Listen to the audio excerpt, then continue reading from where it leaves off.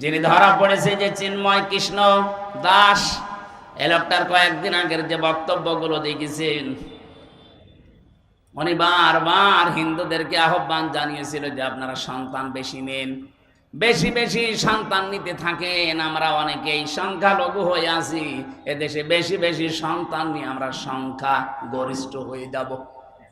এদেশে ৯৬% মুসলমান আর বাকি ৪% অন্য জাতি। সেখানে বৌদ্ধ আছে, ইহুদি আছে, খ্রিস্টান আছে, ওগুলো বাদ দিলে হিন্দু খুব বেশি হলো ২.৫% হবে। এই ২.৫% যদি ওরা জন্ম নিয়ন্ত্রণ বাদ দিয়ে যদি সন্তান নিতে থাকে, ৯৬% হতে কত সময় লাগবে বলেন তো? কব্বরে চলে যাবে না? ওদের যে সমস্ত উদ্দেশ্যগুলো আছে সূক্ষ্ম।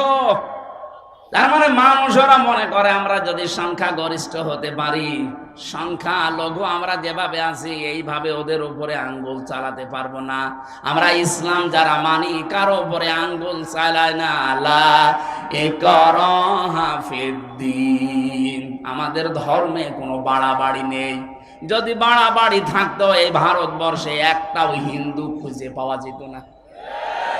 ১-২ দিন আমরা শাসন করি নাই, বছরের পর বছর এই পুরা ভারতবর্ষ আমরা মুসলমানেরা শাসন করেছিলাম। যদি আমাদের ধর্মে সত্যিই বাড়াবাড়ি থাকতো, কাড়াকাড়ি থাকতো, একটা হিন্দু বেশি থাকতো না। বিশেষ করে স্বাধীনতার পর থেকে ২৪ সালের আগস্টের ৫ তারিখের পরে যে অবস্থা হয়েছিল, এই দেশের মুসলমানেরাই দায়িত্ব নিয়ে মন্দির পাহারা দিয়েছে। যদি আমাদের ধর্মে মন্দির ভাঙা থাকতো তাহলে একটা মন্দিরও এরপরে খুঁজে পেতেন না। আমরা আরো পাহারা দিয়েছি, এমনকি দেবতাকে গালি দেওয়া পর্যন্ত আমাদের ধর্মে নিষেধ। ওয়ালা তাসাব্বুল্লাযীনা ইয়াদউনা মিন দুনিল্লাহ, যারা আল্লাহ বাদে অন্য কাউকে ডাকে ওদের দেবতাকে গালি দিবা না। কে বলছেন? বলেন। পৃথিবীর সবচাইতে বড় পরধর্ম সহিষ্ণু জাতি এই মুসলমান। এই জন্য ভারতবর্ষে এখনো হিন্দু আছে, ওরা জোর করে জয় শ্রীরাম বলায়, অথচ আজ পর্যন্ত জোর করে কালেমা পড়নাই মেরে ফেলবো কোন ইতিহাস এই পৃথিবীতে আমার জানা নেই। আপনার জানা থাকলে বলেন তো। আপনি বিশৃঙ্খলা তৈরি করার জন্য, সূক্ষ্ম ষড়যন্ত্র করার জন্য যাদের প্রলোভনে এই কাজগুলো করছেন, আপনারা থামবেন। এই বাংলাদেশে এখন যে অবস্থায় আছে, সত্যি কথা বলছি, এটা কিন্তু ইন্ডিয়া না, এটা বাংলাদেশ। এখানে কোন ষড়যন্ত্র আর এদেশের ৯৬% মুসলমান সফল হতে দেবে না। সে গোপনে করেন আর প্রকাশ্যে করেন, যতক্ষণ পর্যন্ত আমাদের মুসলমানেরা মুনাফিকি না করবে। আমি জানছি এগুলো করার পেছনে অনেক মুসলমান মুনাফিক নামধারী পেছনে কলকাঠি নাড়াচ্ছে। যারা বলে যে আমাদের স্বামী স্ত্রীর সম্পর্ক, তারা এক কথা বলে না কেন?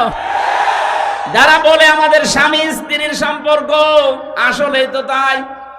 আপনারা ২ বোন একসাথে গেছেন, কেউ স্বামীর বাড়ি, কেউ দুলাভাই বাড়ি। আমরা ঋণের বোঝায় জর্জরিত, আর আপনি বসে বসে চা খাবেন আর ষড়যন্ত্র করবেন। এদেশের মানুষ কিন্তু ২০২৪-এর ৫ আগস্টে আর নেই। এক কথা বলুন। এখন কি নভেম্বর মাসের ২৭ তারিখ চলছে, আর ১ মাস ৩ দিন পরে দেশের চিত্রই পাল্টিয়ে যাবে। ২৫ সালে যাব আমরা। আর আমার মনে হচ্ছে বাংলাদেশ ২৫ সালে যাবে, কোরআনের হাতে দেশ আল্লাহ দিয়ে দেবে।